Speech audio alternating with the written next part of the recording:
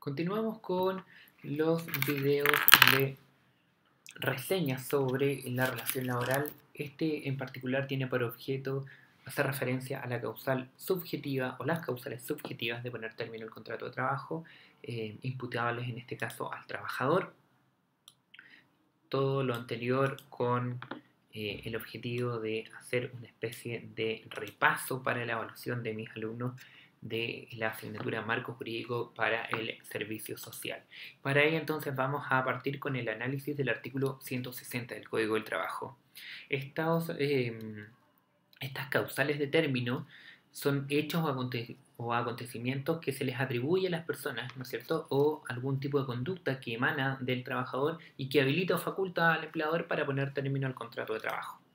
El artículo 160 en su número 1 ya empieza a disponer cuáles son entonces este tipo de causales, comprendiendo que esta normativa hace referencia a algunas de las causales indebidas de carácter grave debidamente comprobadas que a continuación se señalan. La primera de ellas es la falta de probidad en el desempeño de sus funciones. El contenido que tradicionalmente se le ha otorgado a esta causal es la falta de honestidad y rectitud en el actuar. O sea, cuando estamos ante una persona que haya manifestado o cometido un acto de estas características, en principio, si es indebido, ¿no es cierto?, esta conducta, que evidentemente lo sería y debidamente comprobada de carácter por lo demás grave, facultaría al empleador entonces para poner término al contrato de trabajo, invocando esta causal que trae como consecuencia el término de la relación laboral y no pago de indemnizaciones por invocar esta causal, ¿no? Para que se configure entonces esta causal es necesario que deba existir gravedad, o sea, que debe tener cierta magnitud o significación esta falta de honestidad y rectitud en el actuar o en el obrar. Debe además ser debidamente comprobada, acreditándose de manera indubitable, que no quepa duda de que efectivamente el trabajador cometió, ¿no es cierto?, un acto reñido con la honestidad o con la rectitud. No corresponde entonces que se aplique esta causal por hecho realizado fuera del desempeño de sus funciones. Esto es importante tener en consideración, ya que estamos hablando que la conducta que se sanciona se enmarca dentro de la relación laboral, ya que entonces podría ser un atentado contra el derecho a la intimidad del trabajador. Las conductas de acoso sexual, como letra B del número 1 del artículo 160, también se incluyen dentro de aquellas que facultan al empleador a poner término al contrato de trabajo. Estas, desde el año 2015 podemos observar que se encuentran presentes también, del 2005, perdón, de que se encuentran presentes también como una causal para poner término al contrato de trabajo en razón de estas conductas, ¿no es cierto?, que son graves, indebidas y que, por supuesto, deben ser debidamente comprobadas. Para esto, el reglamento interno de las empresas deberá contener con un procedimiento, ¿no es cierto?, que en el fondo rija y someta a un análisis o estudio y sanciones, por supuesto, en caso de que exista alguna denuncia por alguno de los trabajadores o trabajadoras de carácter sexual, acoso sexual propiamente tal. Este reclamo, por supuesto, debe tener un procedimiento por el cual tramitarse y finalmente una conclusión. Esta conclusión, en el fondo, si es que se verifica que efectivamente existen acosos de este tipo, debería tener como sanción, o al menos está facultado al empleador para así hacerlo, de el término de la relación laboral del agente agresor. Las vías de hecho. Otro de las causales por las cuales se puede poner término al contrato de trabajo sin derecho a indemnización alguna. Se conceptualiza las vías de hecho como toda pendencia, riña, una agresión física que ha realizado un trabajador para con sus otros trabajadores o con respecto a su empleador.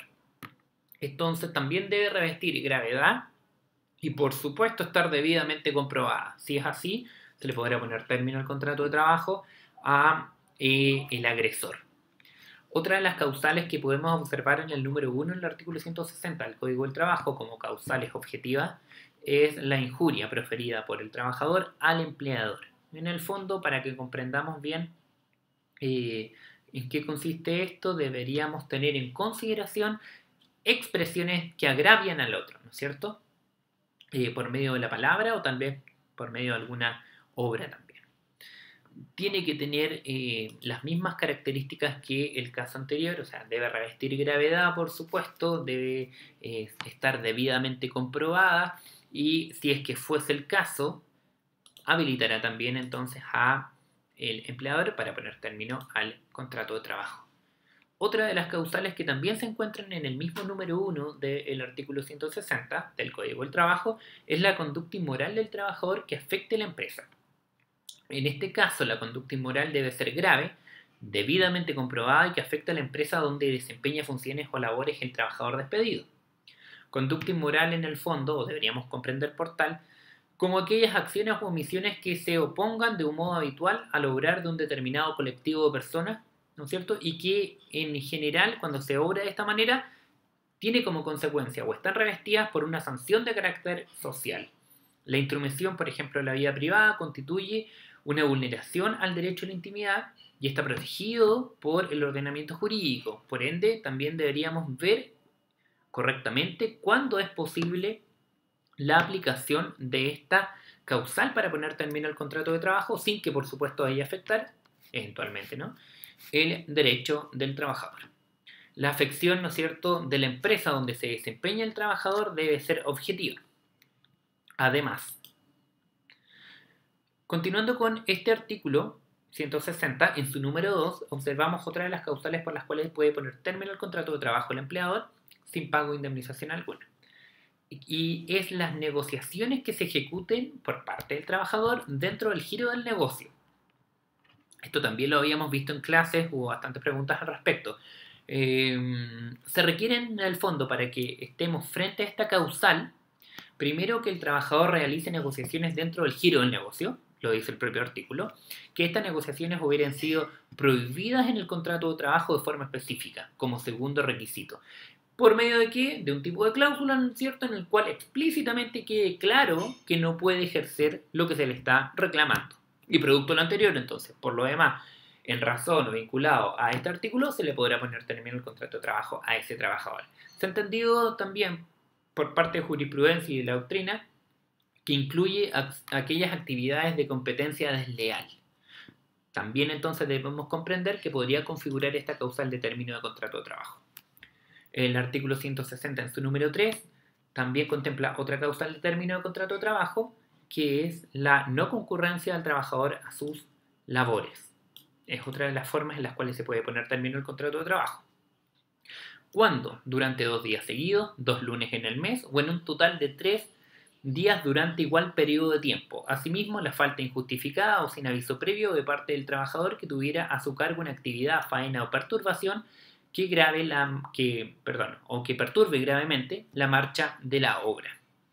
Para estos casos, entonces, también podremos estar presentes, ¿no es cierto?, ante la posibilidad que tiene el empleador de poner término al contrato de trabajo sin derecho a indemnización alguna en favor de ese trabajador.